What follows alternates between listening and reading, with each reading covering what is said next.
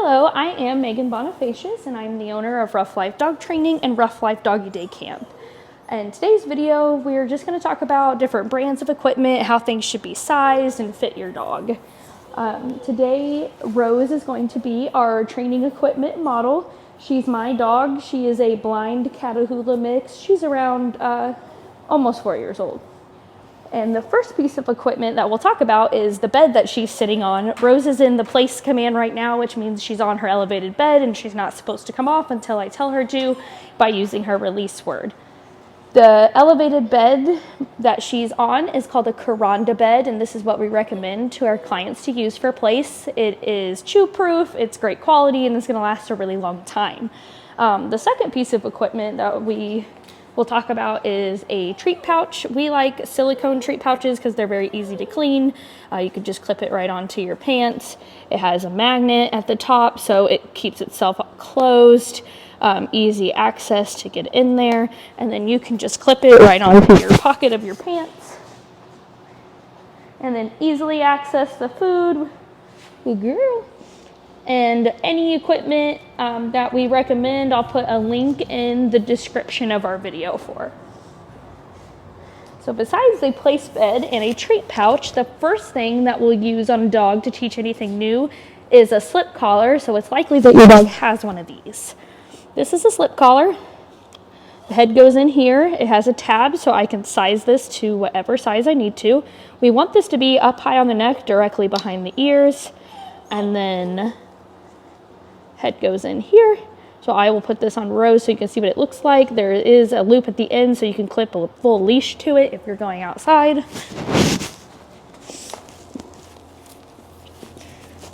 And it should be up high on the neck, directly behind the ears. It should have a little piece left so that your dog can wear this around the house and you can easily grab a hold of it if you need to, send them to place or move them in a new direction or teach them something new. Good girl, Rose. And I will take that off. That's something that your dog would wear all day long in the house. That way you always have an easy way to get a hold of them. Just take it off if they are in the crate or unattended because they might chew the end of the leash off. It happens. So the next piece of equipment, if your dog is not on a slip, your dog might be on a Star Mark Pro Training collar. That's what it looks like. This is how you take it on and off the dog. And then this is where you clip the leash to. And I'll put that on Rose so that you can see.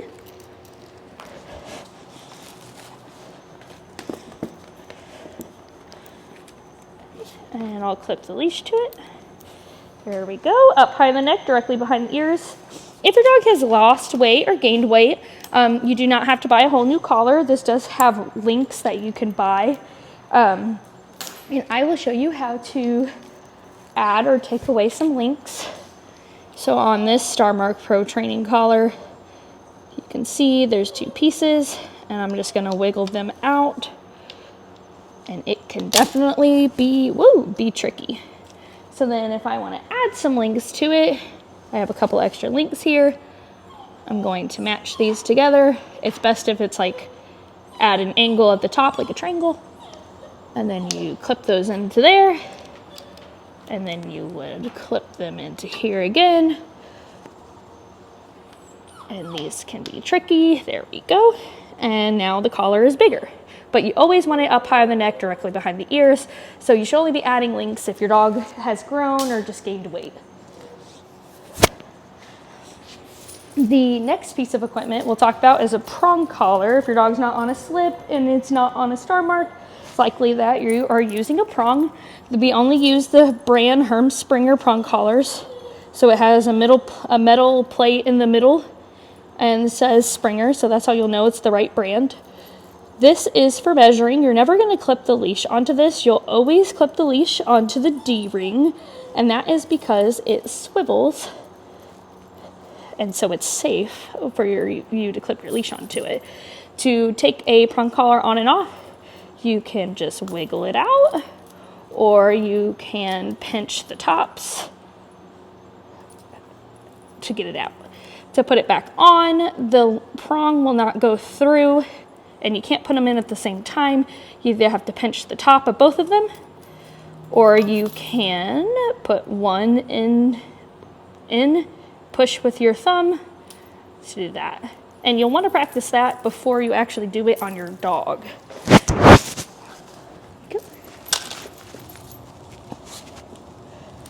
And there we go. Now she's got her prong on. Now, if your dog is using a Star Mark Pro Training collar or a prong collar, and you want to have them wear it around the house all day long, we have this tab. It's just a short leash, and we'll clip that onto her collar, and this would be how she wears it around all day long. And so if she comes off a place, I have a way to correct her without a leash dragging around the house. I like to keep mine clipped onto the collar at all times. There's no reason to ever even take it off unless the dog is in their crate or unattended, so they don't eat the leash.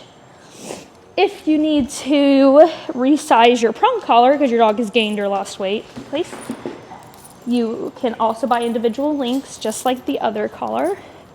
So you would take it off, and then you would have an extra link, and then you put one in. Now the collar will be bigger. You do generally want the collar to be as even as possible, with the metal plate in the middle having the same amount of links on each side is best if you can, but sometimes one side's going to be shorter than the other if that's the size your dog needs to be up high on the neck directly behind the ears. If your dog is wearing a remote collar, this is the brand we use, eCollar Technologies. There we go. To turn the collar on, you will want to match this red dot to this red dot, and you will see it flash on.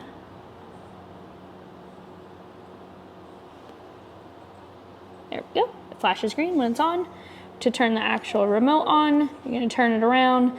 The big button with an L is the on and off button. I'll hold it down and you'll see the screen turn on. As far as how the remote works, this is the dial to change the levels. So I can change it up and down with this dial. And as you just saw, I just unlocked it. So if I want to lock it in on a specific level, I can hold this down and now it won't move. And if I want to unlock it, I'll hold it down again. Perfect. So you see 1D flashing, that just means one dog. If you have a 2-dog system, you might see 2D flashing down here, and that means you're set on the second dog. To give a stimulation, you'll press this black S button, and that's giving the stimulation. Now, if you have a 2-dog system, the black button will be dog 1 and the red button will be dog 2. This is not a 2-dog system, so this button ends up being a boost. So let's say I'm set to 20 and I'm pressing 20 and I need to go up in levels, I might press the boost button and it's set to +5. If you get out your manual, you can turn it to plus whatever number you want to. It may +20 or whatever works better for your dog. The C that you see on the screen stands for continuous. That's the setting that the collar is on right now. So as long as I'm holding the button down, the stimulation is happening. It does have a 10-second safety feature on that. If you want it to be changed off of continuous, there is a button on the back. It says N/C. It stands for momentary or continuous. If you hold that little button down, it will beep. Now it's set on momentary and continuous, so each button is a different setting. And I can press it again, hold it down, it'll beep. Now it's just on momentary, so no matter how long I hold it down, it'll only happen for 1 moment. And then I can hold it down again, put it back onto the continuous setting, and that's typically what most remote collars will be set on. And when it comes to actually putting the collar on your dog, there needs to be pressure on their skin with the 2 contact points. If your dog has really thick hair, your e-collar will automatically come with extra long contact points, and you can replace them. If your dog has sensitive skin, they also have different contact points that are made of different metals or more flat. That way it doesn't irritate the dog. This is just the charging port for charging the collar. And this is the serial number. If you need to have the collar replaced, it has a 2-year warranty on it. You would just call it your e-collar technologies and give them this number and they'll replace it for you. I do have a bungee quick snap collar on my remote collar. This is not the original collar it comes with, but it makes it easier to take it on and off and not having to size it every single time. So I'll size this on Rose so that you can see what it would look like. It does not have to be up high directly behind the ears like the other collar. It just needs to be on the dog and needs to be tight enough. Something to keep in mind is make sure you don't leave this on more than 14 hours at a time. Your dog can get pressure sores from the contact point since we have to have it on tight. Another thing about the collar is that it's completely waterproof. You can press the button while your dog is swimming in the water and nothing bad would happen to your dog. It still works the same. You'll just want to make sure you dry your collar out good if it does get wet. So then I have sized it and I'm putting my finger in between her neck and the contact point and I feel pressure so I know that it's on tight enough. So then I can clip it here and it's back together, and then it has these 2 pieces here so that I can loop all of my excess collar through. This is made to cut, so if you want to cut the excess of your collar you can, but you can also keep it long just in case they're growing or if you ever use it on a different dog in the future. That's how you loop it through. Here, one more. Perfect. So then I'm going to show you a couple more features that your collar can do. This is an ET300, which is the typical remote collar that we use. It has a 1/2 mile range on it. It does have a flashlight. The big L button is the on and off button, is also the light button. So if you press it once, the light will flash blinking. If you press it again, it will stay on, which is pretty cool. And then press it one more time and it will shut off. There is one more button on your remote that I did not talk about. It's because we don't typically use it. This is the T button. Whenever you get your remote collar, it's automatically set to vibrate, and the vibrate's actually pretty strong. Scares dogs. Even if they're used to the stimulation, the vibrate might scare them, so you might be careful about not accidentally pressing that. The only time we usually use vibrate on a collar is for a dog that's hard of hearing or deaf for recall command. And there's e-collar technologies number if you ever need help with the settings or warranty or anything like that on the collar. If your dog wears a muzzle, this is the brand that we use. It's called Baskerville. They can have their mouth open, they can pant, drink water, eat. They can wear this for long periods of time. The clip on this has a safety feature. So if you clip it in, you'll see this. You can lock it so that even if you were to squeeze these, it won't open. There we go. It has a loop at the bottom, and this is where you need to put a flat collar in. So if the dog were to take their paw and lift from the bottom, they wouldn't be able to get to muzzle off. And you just put over the ears. Here we go. Rose is really excited. And then you put the collar on the bottom.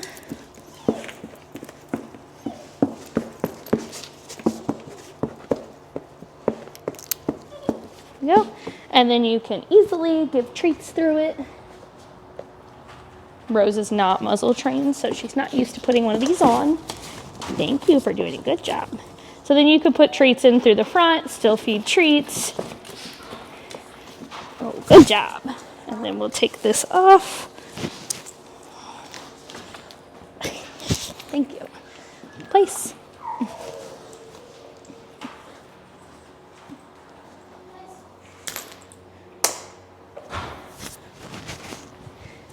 There is one more piece of equipment I will talk about, and this is the Barkless Pro collar. It's e-collar technology brand. It's a bark collar.